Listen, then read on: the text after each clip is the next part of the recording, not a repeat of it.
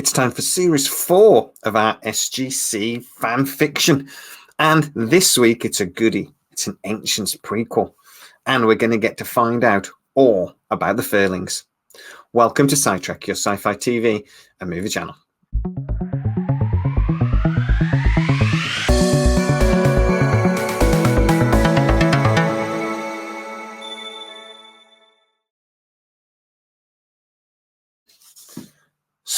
So far in our new series, this SGC idea that we had a few weeks ago, we have described what would happen in Series 1, where we will meet all of the characters from Stargate Command, the core of this show that everything else will hang off. We will meet lots of those characters. We will find out where the Stargate is. We'll find out, in our version at least, that Daniel Jackson is now the civilian leader of the SGC, and that hopefully a few other characters will return as well.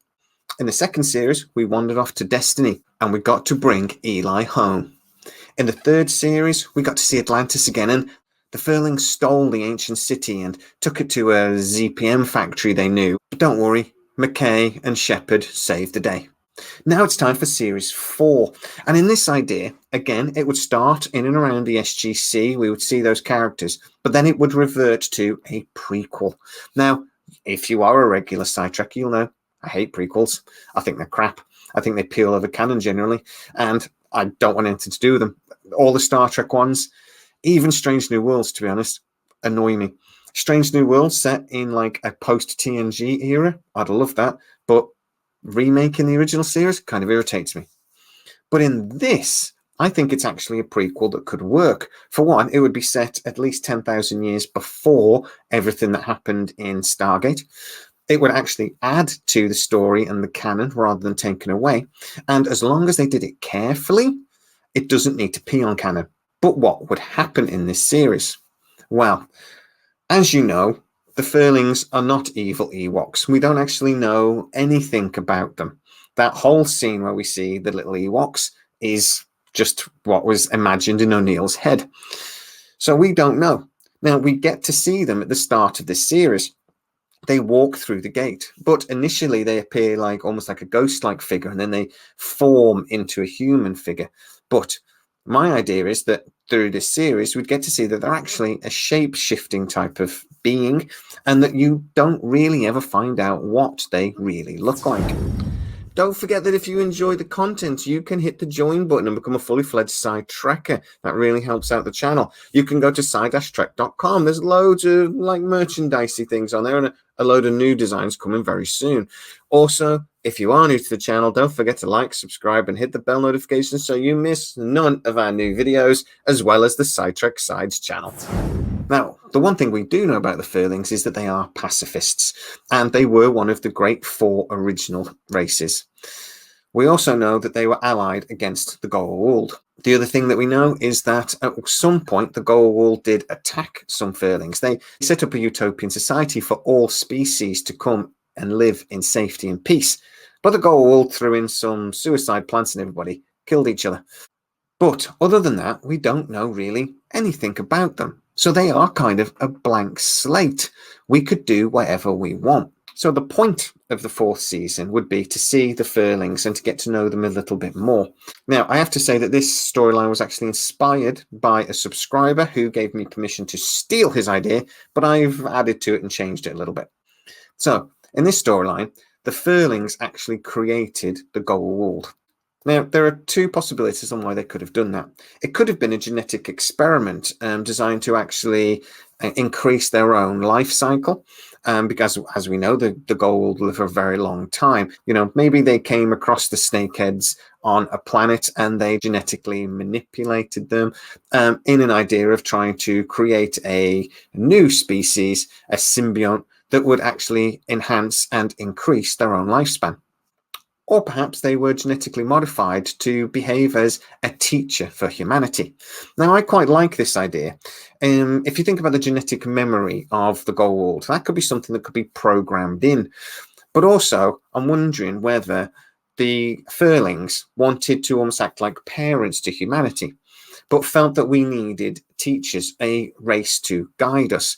Maybe they knew by this point that they were beginning to ascend and that the ancients were beginning to ascend, because I think this would be around 10 or 15,000 years ago. So perhaps, as I say, they knew that the great races were starting to leave, and they wanted to leave behind a parent figure to help us grow.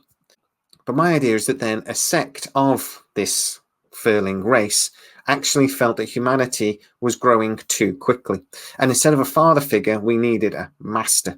So the Goa'uld were altered, or at least most of them were. This could also explain maybe why the Tok'ra are completely different.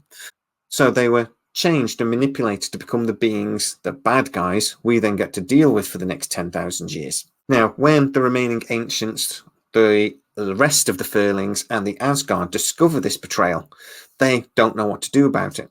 They can't wipe out the Goa'uld because that would be genocide and go against everything they believe in, particularly the pacifist Furlings. So the sect that created this problem were banished. The Asgard were put in charge of policing the remaining Goa'uld and humanity, and the remaining Furlings stayed behind to watch, creating things like the utopian planet, a safe haven for people. But the Goa'uld attacked. So the Furlings that remained either ascended, left our galaxy, never to return, or were actually murdered by their own creation. But where did the Furlings get banished to? Now, I've got a couple of ideas for this. They could have just been kicked out of the galaxy. Obviously, that's a simple one. But maybe the Stargate was used as some sort of prison. I was thinking like a Star Trek sort of thing. You know how sometimes they use the transporter as like a holding pattern? So they put you in the buffers and you just stay there. It happened to Scotty in a TNG episode. And then he materialized out 30 years later. Maybe there's a Stargate somewhere that's a similar type of thing, that instead of it traveling from one point to another, that they are being held in some sort of stasis, or that the Stargate's been used to take the Furlings to like a parallel universe or something along those lines. Maybe, you know, the mirror from that one episode has been used to put them in a parallel universe. Now, while the Asgard was still here, policing our galaxy and the Goa'uld, the Furlings that were banished could never return. But now the Asgard are gone. So, for some reason, somehow, 10 or 15 years after we lost the Asgard, the Furlings have been able to escape their prison and have returned. This would be the whole setup for the 4th season. And this would also lead into why now the Furlings are at least our enemy. It's not necessarily because they want to kill us. It's not because they're evil. It's because they know we reproduce like crazy and we're a virus on wherever we go. I'm thinking Agent Smith style here. You know, let's be honest. Let's look at what we're doing to our own planet.